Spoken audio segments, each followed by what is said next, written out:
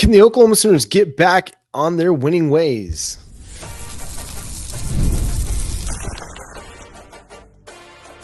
You are Locked On Sooners, your daily podcast on the Oklahoma Sooners. Part of the Locked On Podcast Network, your team every day.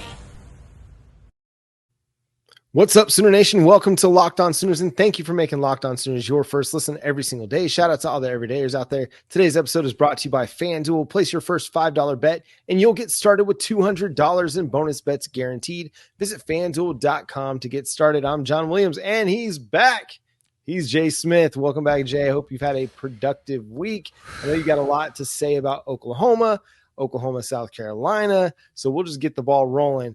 It's Oklahoma's defense that has to lead the way for the Sooners against a okay South Carolina offense. What do you make of this matchup for the Sooners?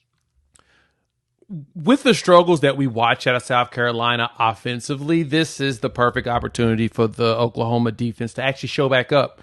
We went up against, unfortunately, arguably one of the best offenses in college football right now. Yes, I hate saying that about our rival, but they really are. And so we did not look bad.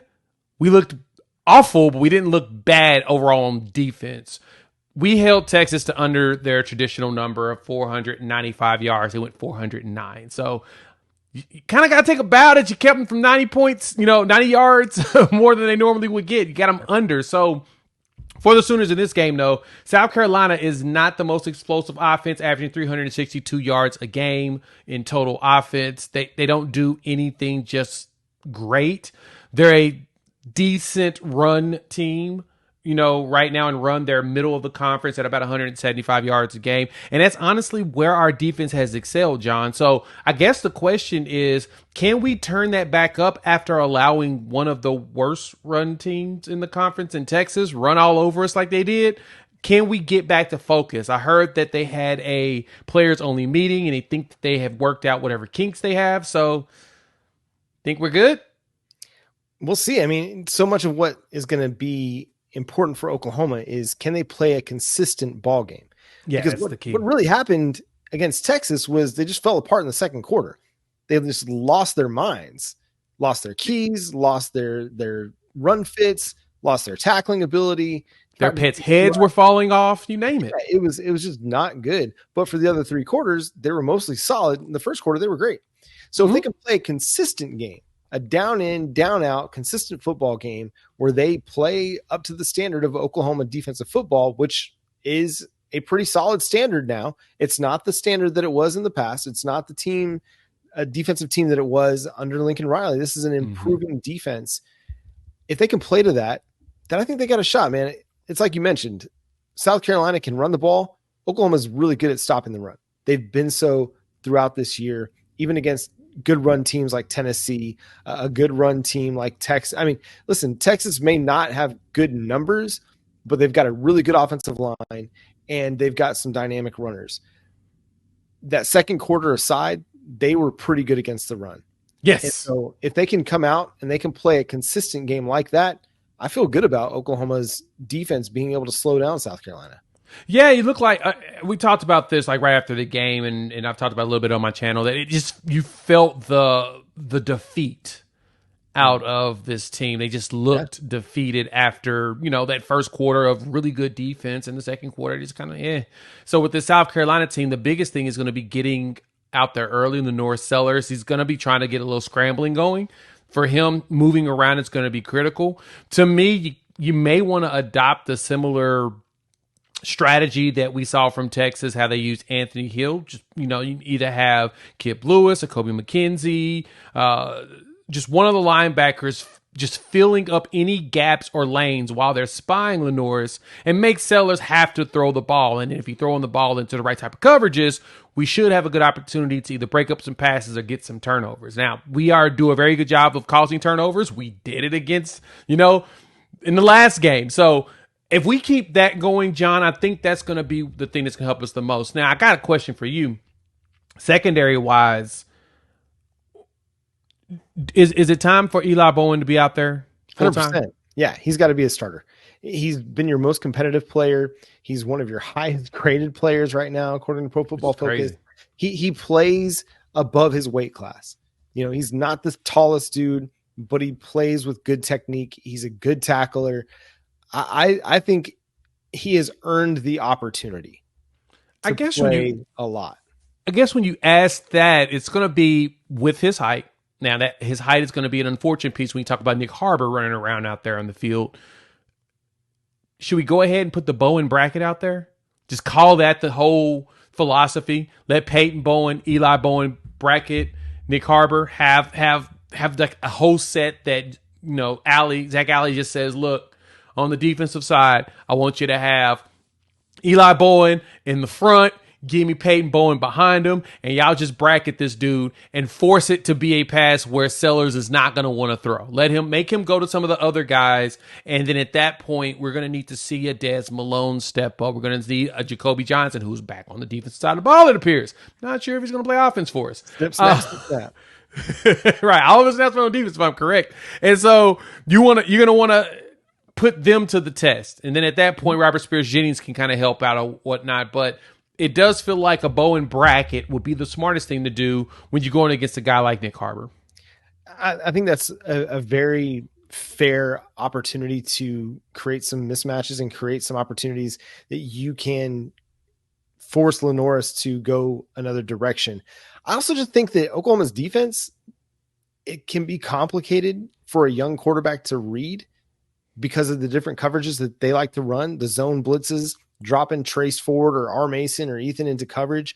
And with a young quarterback, remember, Lenore Sellers is in his first year as a starter. He was a backup last year to Spencer Rattler. And so he's still kind of getting his feet wet. He's got 4 touchdown passes on the season, 3 rushing touchdowns. He also got 4 interceptions.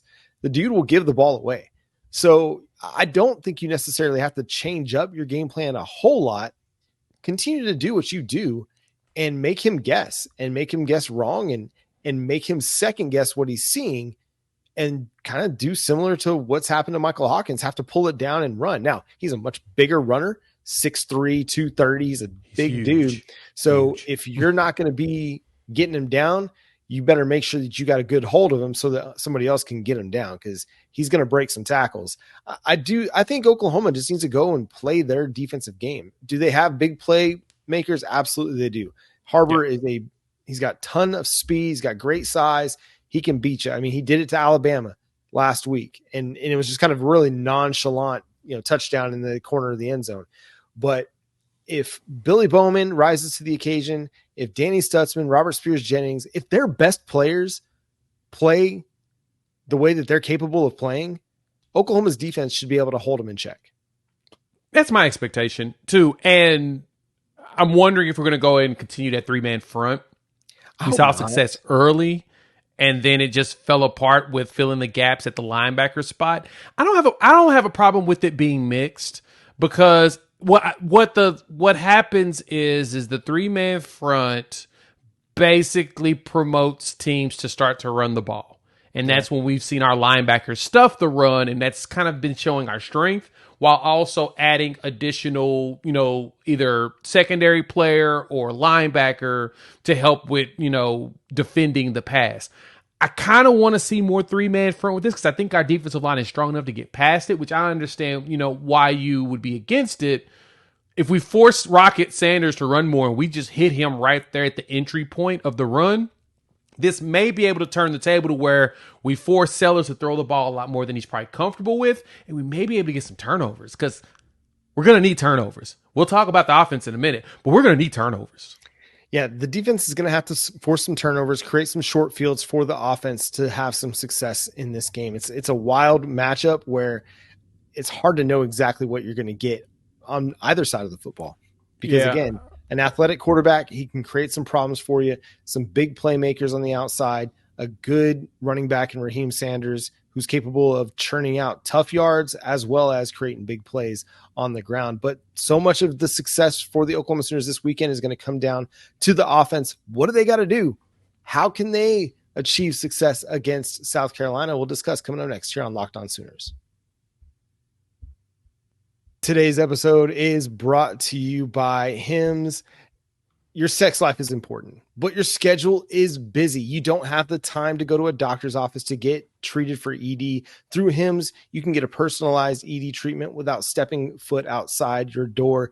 HIMS is changing men's healthcare by providing you with access to affordable sexual health treatments from the comfort of your couch. HIMS provides access to a range of doctor-trusted ED treatments like chewable hard mints and Viagra and Cialis, and their generics for up to 95% cheaper. The process is 100% online, so there's no need for uncomfortable doctor visits.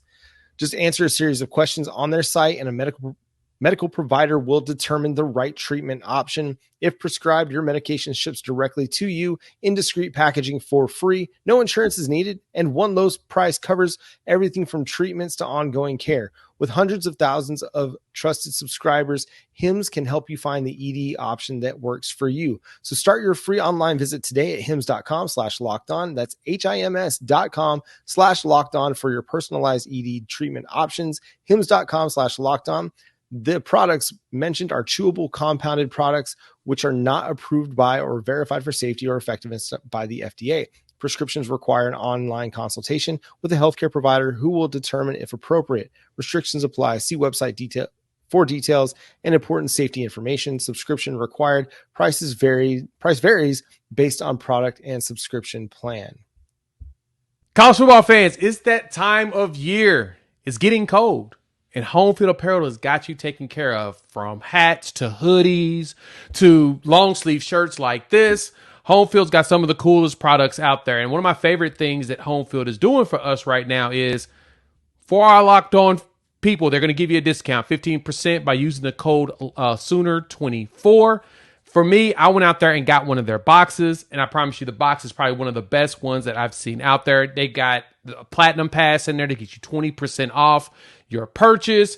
If and when they have their new drops throughout the entire season, you don't miss out because it allows you to get it before they run out. Yes, you don't get caught when everything's are sold out. So check out Home Field Apparel. Go to their site, homefieldapparel.com. Use our promo code Sooner24 to get 15% off of your order and get you some of this vintage gear, especially here as it's getting cold. More time. Again, thanks for making Locked On Sooners your first listen every single day. Shout out to all the everydayers. Make sure you're subscribed to the show wherever you get your podcasts. Offense is the biggest story going into this game for the Oklahoma Sooners. They've not been productive aside from a couple big plays against Auburn. It's been real hit or miss. And even dating back to the Tennessee game in SEC play, Oklahoma's offense has not been very good. So as you look at this game, Jay, what has to happen offensively for the Oklahoma Sooners? We're going to take chances. We're going to take risk. We're going to have to throw the ball. That's really it. Like, it's no shade to get any of the two quarterbacks. They're both very young, so they're both trying to figure things out. Michael Hawkins, he stepped up and earned the opportunity to go ahead and play. Now he's at game 3. This is his third game, technically, fourth, but he's had half a game, and then he's had 2 straight starts. Now here's his third start, similar to what we got from Jackson Arnold. And honestly, this is the pivotal game to determine who we're going to move forward with. And that's nothing against either one of the two, but this is that game. They're giving Michael Hawkins the fair shake, similar to what they gave to Jackson Arnold. Jackson was turning the ball over a lot more in comparison. And Michael hasn't turned the ball over, but he's not taking very many risks either. Not very many deep passes besides the 60-yarder to J.J. Hester. We really haven't seen much of that going on from the rest, from the last, couple of weeks. That's what we're going to need to see more of. That Texas game, there were so many opportunities for open players. We should have been dumping off to some. Look, John, me and you have talked about this numerous times. Let me go ahead and just cut it. Michael Hawkins Jr. want to be successful. He needs to leverage the check down and then go deep. We've got to mix up with both of those. The tight end shows he's open across the middle. He's hitting those very well, but we've got to check down, get to your progressions fast. If you don't see and feel comfortable on that first look, go to second and immediately fly to your check down. Get rid of the ball. That way, because what teams are doing and what I'm paying attention is they're recognizing that Michael Hawkins can scramble, but he's not an option dude. But he's a scrambler. So they're keeping an eye on him when it comes to that. So the check down should be open, especially if you go the opposite direction. Yeah, I think he needs to not be so quick to look to scramble. Yeah. Be willing to sit in there a little bit longer and try to make the throw. I think you're right on. He just has to be more aggressive. He has to be willing to get rid of the football and not just get rid of the football, but actually give his wide receivers a chance to make a play.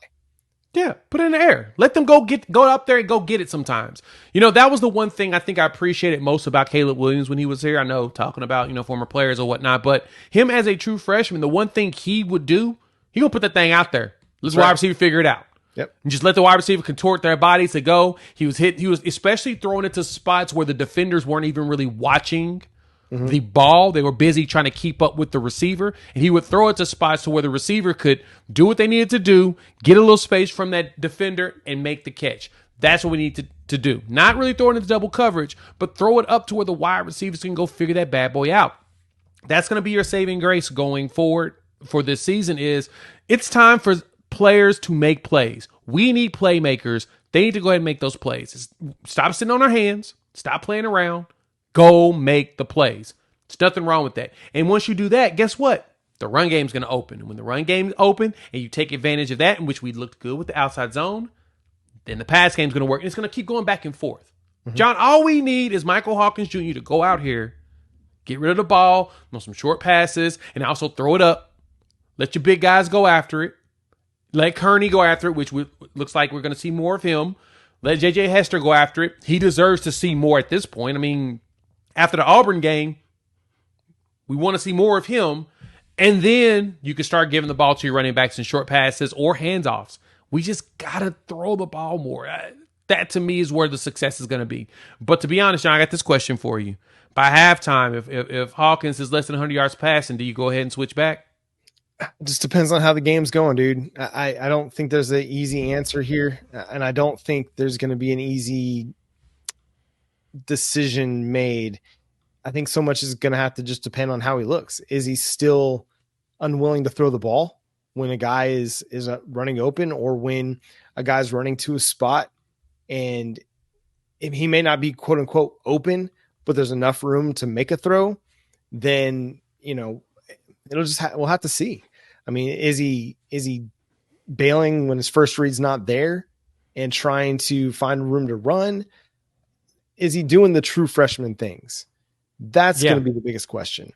It wouldn't surprise me, if things aren't going well and, it's a 6-3 game and Oklahoma's down and trailing, and it wouldn't surprise me to see them try Jackson Arnold again.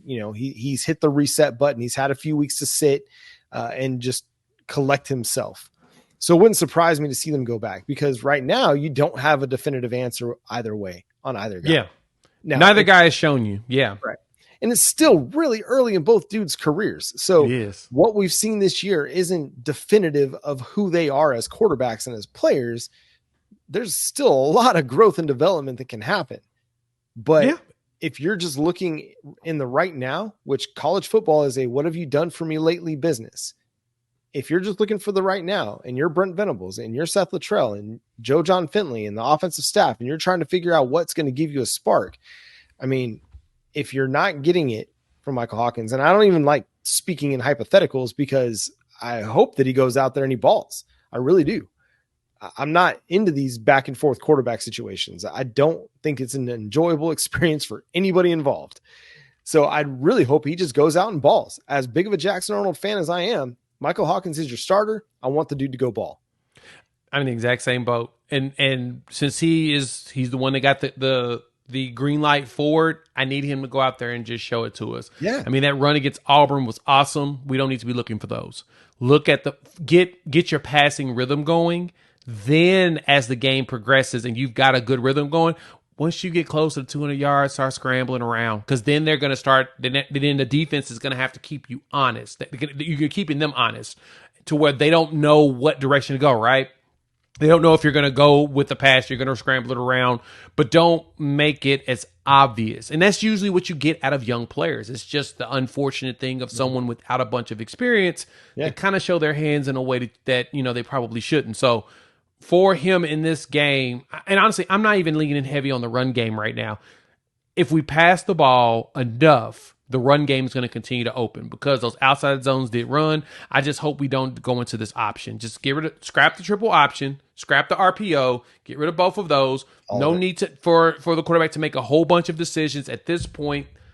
Do what really good offensive coordinators do. And with Seth Luttrell, if you want to show us that you are a good offensive coordinator, make this easier for your quarterback. Simplify it. I've had a couple of friends that have watched through some of the tape, and in comparison to other teams, is like, it just seems like we make it harder for them right now. And in some situations, it's like, but at the same time, when it is easy for them, the quarterback's got to make a decision and execute on it. So it's a combination of both.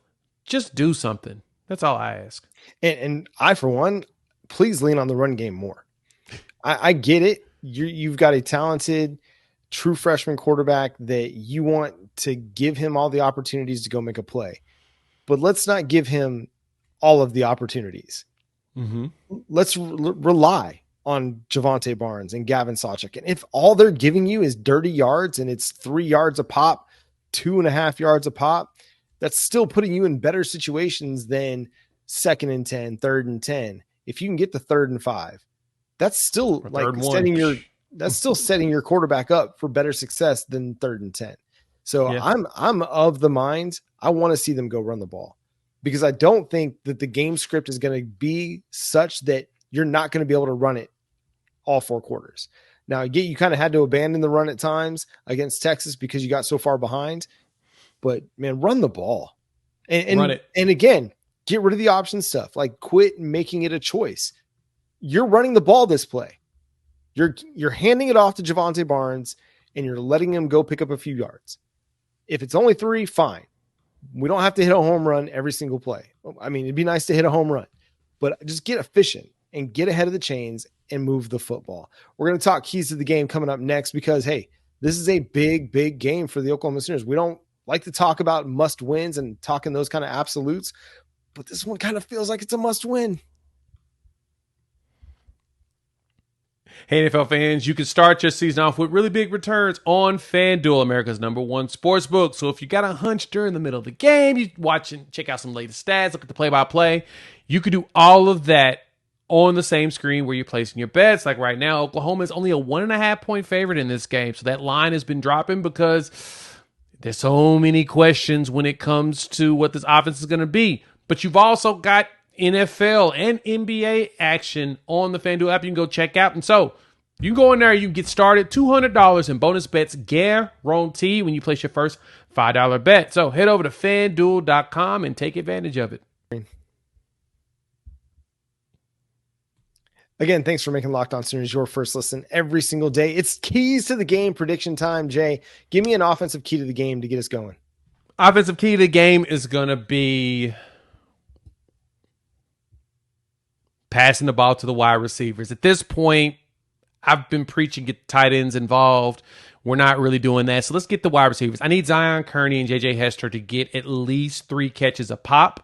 They can both get 3 catches. I know that we're still waiting on the Deion Burke situation. We don't know if Deion's going to be able to play. He's trying to, contrary to all the rumors that everybody else is trying to say, he wants to play.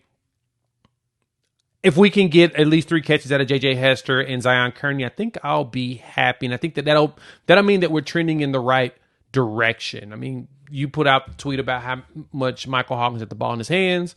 To me, we can get about, 30 throws in this game, but definitely get some catches by the wide receivers. I think it's going to be a good one. What about you? You got to protect him. It's true. Kyle Kennard, Dylan Stewart, 2 really, really good dudes. And those aren't the only really good dudes on that South Carolina defensive front. So this offensive line has got a huge, huge test ahead of them. They're not going to be able to keep him clean the entire time, but you're going to have to try to give him enough time. And if that means throwing more max protect, using more tight ends in the blocking scheme on passing downs, by all means do it. It's going to be tough because these guys are really good. They got a lot of NFL players on that defensive front, and Michael and some of this Seth Luttrell can scheme against.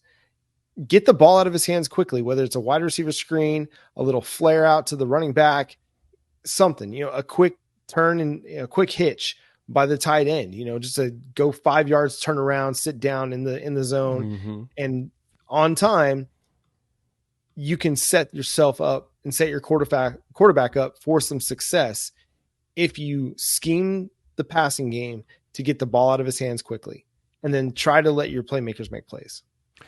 Yeah, it's going to be critical. They're one of the top teams in pressure. I think they're ranked third in grade by Pro Football Focus right now in pressure. They're ranked, eighth in coverage. They're really good. They're really good. They're really good on the defensive side of the ball. They're way more. I'll put it this way: their offenses was holding them back. Sounds familiar, doesn't it?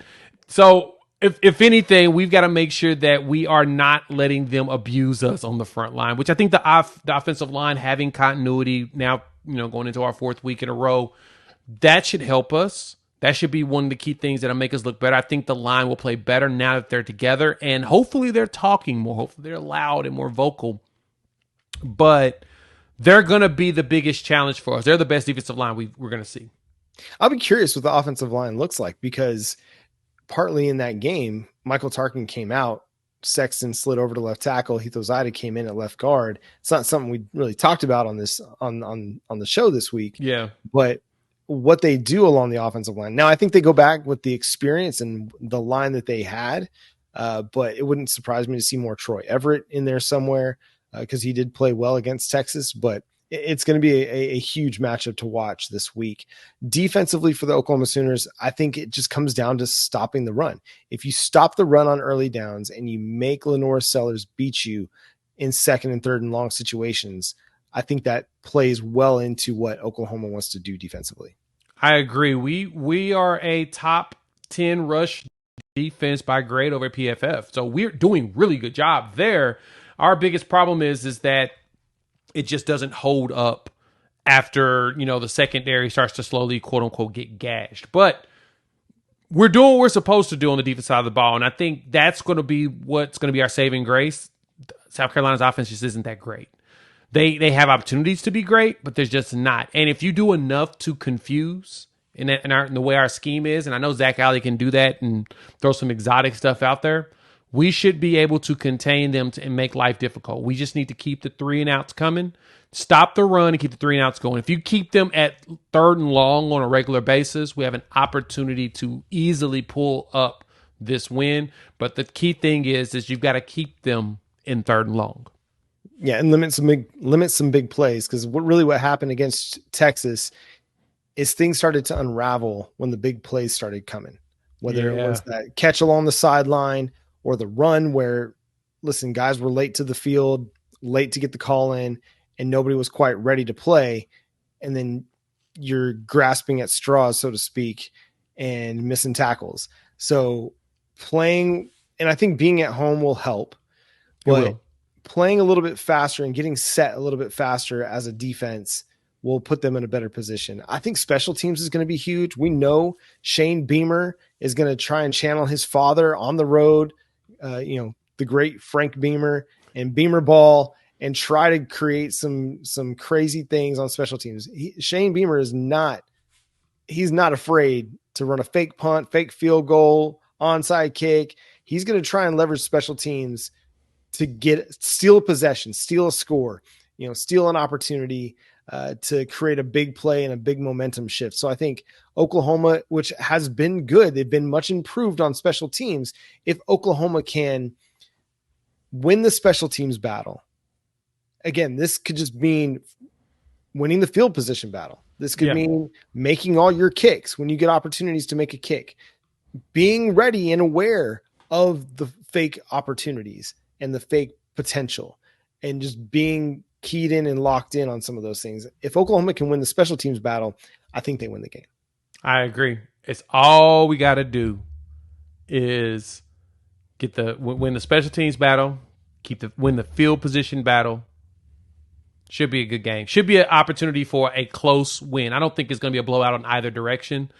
But, man, I would love to be surprised that this offense just blows up all of a sudden. I would love that surprise. It will be great to get that surprise, and it just magically happen. Hear me, universe. Listen to the words that are coming out of my mouth. Hello. Give me some magicalness on this offense. You saw the dude that predicted Oklahoma to score like 56 points over at the Oklahoman, right?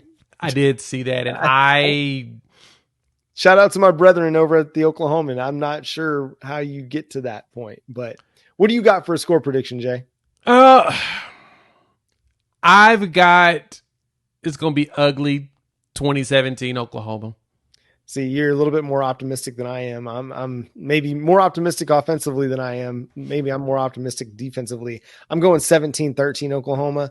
I think it's going to be one of those kind of games. But you're going to need a couple touchdown drives, one way or another, out of this offense in order to score or to win the game. I think there's some possibilities. I think there's a possibility if you can get some guys going, get a little bit of the run game going. I might be foolish for picking Oklahoma again, but I'm going to sit here and I'm going to be the fool. And you can feel free to yell at me in the YouTube comments. Make sure you're subscribed when you do that. And we'll be here to cover the game after the game here on Locked On Sooners with our live show after Saturday's affair. Make sure you're following us, subscribe to the show wherever you get your podcasts. We're free and available on all podcast platforms and on YouTube. Follow Jay at Unfair Sports. Follow him on YouTube at Unfair Sports. Myself at John 9 Williams. The show is at Locked On Sooners wherever you like to social media, Facebook, TikTok, Instagram, Twitter, also known as X. We are there, so make sure you follow the show there. But until next time, which will be our live show Saturday afternoon after the game, win or lose, we'll be here to celebrate with you or let you yell at us through the comments. He's Jay Smith. I'm John Williams. Boomer. Sooner.